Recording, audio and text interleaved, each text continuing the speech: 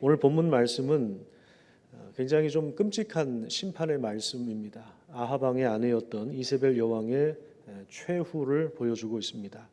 아합 왕과 이세벨은 북이스라엘 왕국의 특히 이제 옴리 왕조라고 하는데 옴리 왕조 중에서도 가장 악한 왕과 왕비였습니다. 그래서 이스라엘 나라가 우상 숭배에 빠지게 되었고 나봇의 포도원 사건을 통해서 우리가 알고 있지만 그 율법을 악용해서 폭력을 동원하고 그리고 거짓말을 동원하고 그래서 결국에 그 땅을 무력으로 빼앗고 살해하는 그런 끔찍한 살인과 또 하나님의 말씀을 전하는 선지자들을 잡아 죽이는 그런 일들을 하면서 그 나라를 최악의 상황으로 몰고 갔던 그 장본인 중에 장본인이 바로 이 이세벨입니다. 이 이세벨이 남편을 뒤에서 이렇게 조종해서 이스라엘 백성들이 우상에 완전히 빠지도록 했습니다.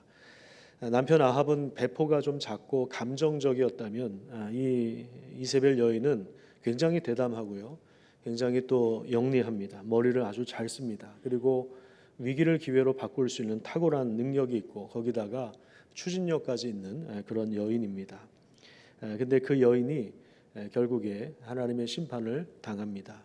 하나님이 세운 예후라고 하는 사람을 통해서 하나님은 이 아합 왕가를 심판하고 계시는데 하나씩 심판을 당하고 이세벨의 아들이었던 남편 아합도 이미 심판을 당했고 그 아들이었던 요담 왕도 심판을 당해서 죽임을 당하고 이제 다음 차례는 자기라고 하는 사실을 너무나도 잘 알고 있어요. 그 상태에서 이 여인이 어떤 행동을 했습니까? 30절에 보시면 이세벨이 그 소식을 들었습니다. 이제 이스라엘 지역에 예후가 왔다는 소식을 들었어요. 이제 자기 차례라고 하는 걸 알아요.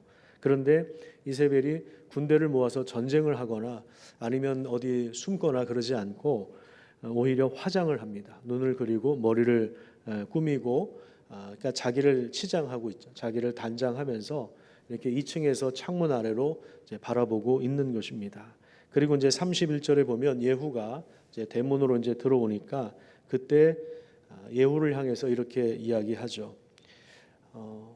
주인을 죽인 너 시므리여 평안하냐 이렇게 이야기하는데 이 말은 자기 주인을 살해한 시므리 같은 사람아 그게 평화라고 할 수 있느냐라고 그렇게 이야기합니다. 이 시므리는 아합 왕조가 시작되기 전에 쿠데타를 일으켜서 집권을 했지만 7일 만에 결국에 진압되어서 죽은 인물입니다.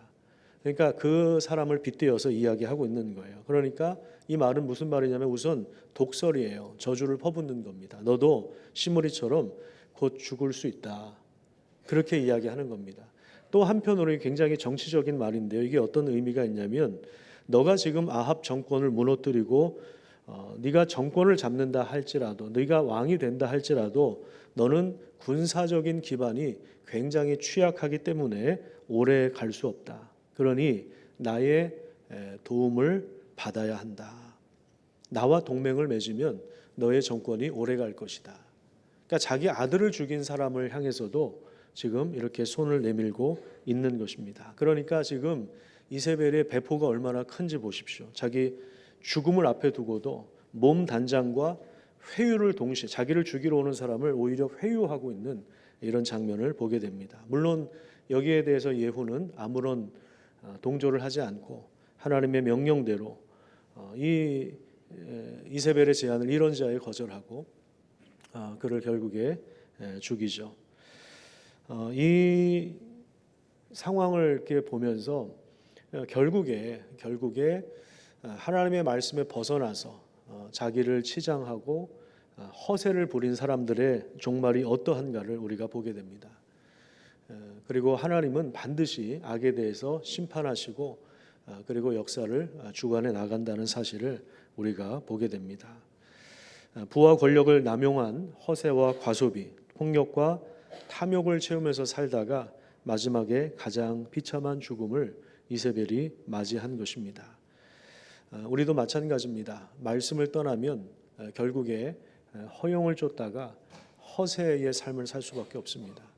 겉으로 강한 척, 겉으로 뭐가 있는 척 그렇게 폼 잡고 살다가 결국에는 망하는 길로 갈 수밖에 없기 때문에 세상의 것으로 우리를 치장하는 그런 삶이 아니라 하나님의 말씀으로 꽉 채워가는, 그것이 사실은 정말 실속 있는 것입니다.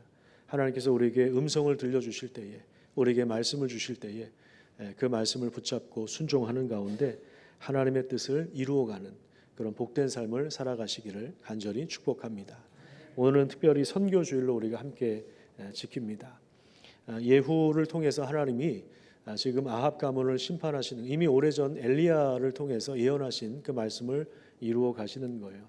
악한 자가 권력을 잡고 아무리 날뛰고 아무리 모든 것을 장악했다 할지라도 역사의 주관자는 하나님이라고 하는 것을 보여주시고, 엘리야는 자기 혼자서 일하는 것처럼 그래서 침체에 빠지기도 했습니다. 나 혼자 남았습니다. 근데 나도 죽이려고 합니다. 그렇게 이야기하지만 아니다, 너만 있는 게 아니다.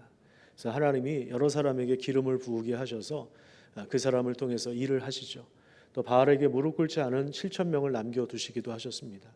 하나님은 우리가 알지 못하는 사이에 온 세상을 다스리시며 일하십니다. 우리가 건축하는 과정에서 사실 하나님의 은혜를 많이 경험했죠.